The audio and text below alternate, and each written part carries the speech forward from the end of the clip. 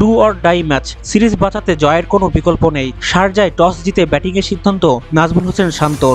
একাদশে 2 পরিবর্তন। ইনজুরির কারণে খেলতে না পারা মুশফিকের পরিবর্তে ওয়ানডেতে অভিষেক জাকের আলী অনিকের। আর বাঁহাতি স্পিনারের চাহিদা পূরণে ভিসা জটিলতায় দেরিতে যোগ দেয়া নাসুম আহমেদ একাদশে।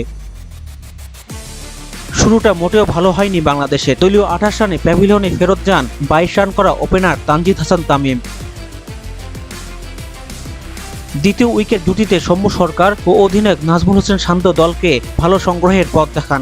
গড়েন 71 রানের জুটি। সৌম্য 35 রান করে দলীয় 99 রানে রশিদ খানের বলে আউট হন। তৃতীয় উইকেটে মেহেদী হাসান মিরাজকে নিয়ে ভালো জুটি করেন অধিনায়ক শান্ত। মিরাজ শান্ত জুটি থেকে আসে 53 রান। ওয়ানডে ক্যারিয়ারে নবম 50 তুলে নেন শান্ত। মিরাজ 22 রান করে দলীয় 153 রানে আউট হলে তৃতীয় উইকেট হারায় বাংলাদেশ।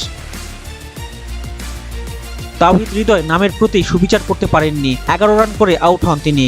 দারুণ খেলতে থাকা শান্ত রান তোলার জন্য মারতে গিয়ে দলীয় 183 রানে আউট হন 76 রান করে। অভিজ্ঞ মাহমুদুল্লাহ 3 রান করে আউট হলে 184 রানে ষষ্ঠ উইকেট হারায় বাংলাদেশ। অল্প সময়ের ব্যবধানে 4 উইকেট হারিয়ে চাপে টাইগাররা। সপ্তম উইকেটে নাসুমকে নিয়ে অভিষিক্ত জাকের রান তোলার চেষ্টা করেন। জাকেরকে সঙ্গ দিয়ে নাসুম 25 রান করে আউট হন। 41 বলে 46 রানে জুটি করেন তারা। এরপর দলের স্কোর 250 ছাড়ায় জাকেরের ব্যাটে ভর করে 50 ওভারে 7 উইকেটে 252 রান করে বাংলাদেশ। অভিষেক ম্যাচে জাকের অপরাজিত 27 বলে 37 রানের ইনিংস খেলেন।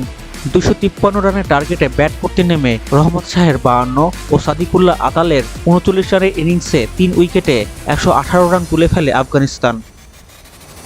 এরপর টাইগার বোলারদের দারুণ নিয়ন্ত্রিত বোলিংয়ে আফগানরা আর পেরে ওঠেনি। ওভার প্রতি রান রেটের চাপে 43 ওভার 3 বলে 184 রানে অল আউট হয় আফগানিস্তান। 68 রানের সহজ জয় পায় শান্ত বাহিনী। সিরিজে 1-1 সমতায় ফেরে বাংলাদেশ। টাইগার বোলার নাসুম 3টি, মুস্তাফিজ ও মিরাজ 2টি করে এবং তাসকিন ও শরীফুল 1টি করে উইকেট নেন।